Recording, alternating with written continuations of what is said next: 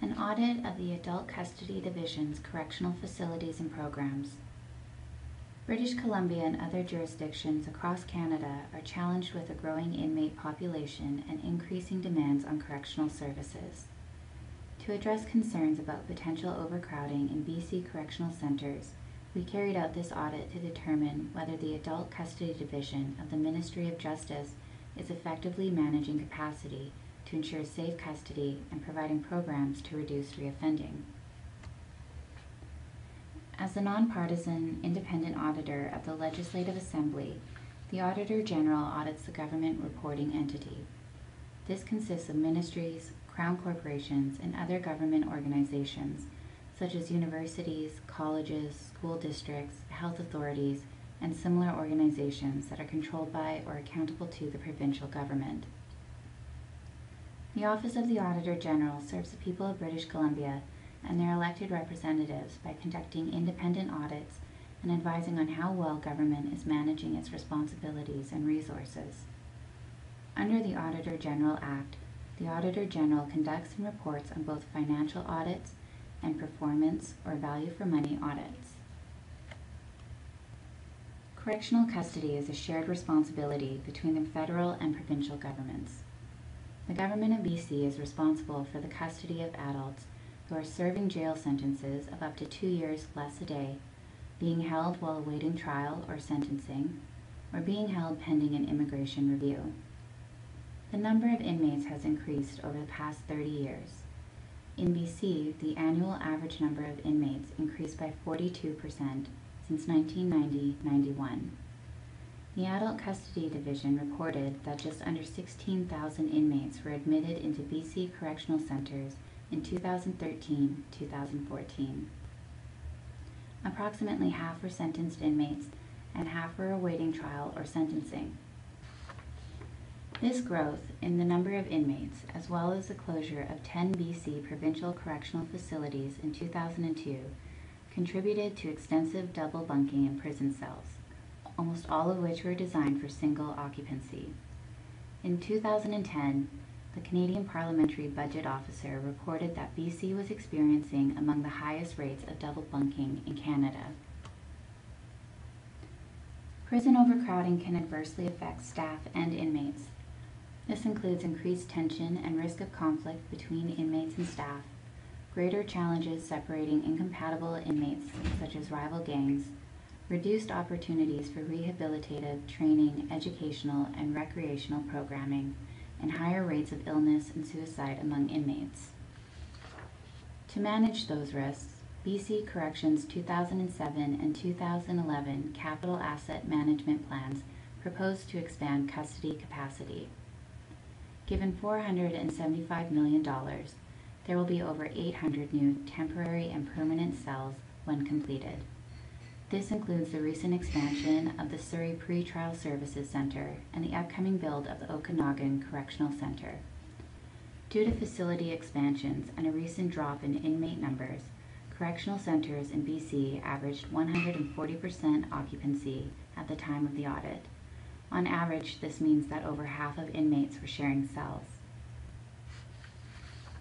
BC Corrections expects the inmate population to continue increasing. If growth occurs as projected and with no additional facility expansions, this would mean an average occupancy of 121%, with 35% of inmates double bunked.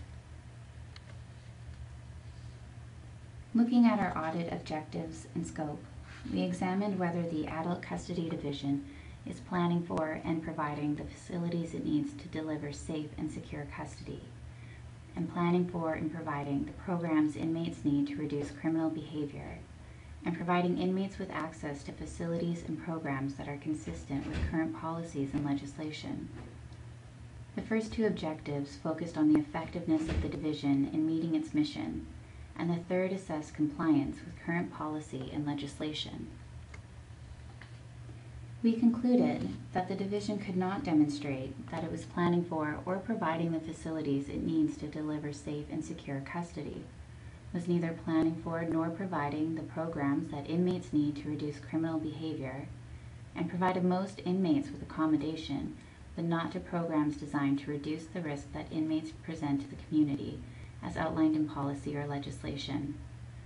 Overall, we found that the Division's lack of attention to performance management, evidence-based decision-making, and offender programming increase the risk to inmate, staff, and public safety.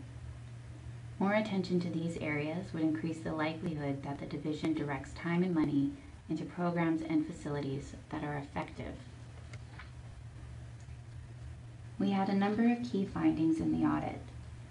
For facilities, we found that the Division was unable to demonstrate that it has the right amount or type of facilities needed to provide safe, secure custody. The Division assesses the safety and security of its facilities through regular inspections, risk assessments, and monitoring, as well as critical incident reviews. However, the Division has not mapped out what a safe and secure custody looks like, how it will get there, or how well it is doing now. We also found that the Division is meeting some, but not all, of its legislative requirements and policy expectations for accommodating inmates. In our sample of inmate files, we found that 70% of inmates receive timely access to appropriate living space. However, we found that the Division did not consistently house non-sentenced inmates separately from sentenced inmates, as outlined in the Correction Act regulation. The Division offers core programs for sentenced inmates to reduce reoffending. The programs target issues that contribute to a criminal lifestyle and influence inmates' patterns of thinking and behavior. For the sample of offender files we examined, we found that the Division in most cases did not meet legislation or policy expectations to provide offenders with timely access to core programs. The Division recommended core programs that aligned with case management plans in only 27% of the files that we examined. In total, only 15% of sampled offenders fully or partially completed those core programs. We also found the Division has not ensured that the programs offered are effective. It has no framework in place to drive the planning, implementation, and evaluation of offender programs, nor has it determined whether it has the right number and type of programs in place to reduce criminal behavior. Evaluations conducted by the Division to date show that only 1 of the 5 core programs offered reduces reoffending. As a result of our audit, we developed a series of recommendations for the Adult Custody Division to help ensure that it achieves its mission for safe, secure custody and providing programs that promote public safety and reduce criminal behavior. Recommendations fall into the areas of performance management, evidence-based decision-making, and reviewing how the Division can best meet current legislation and policy.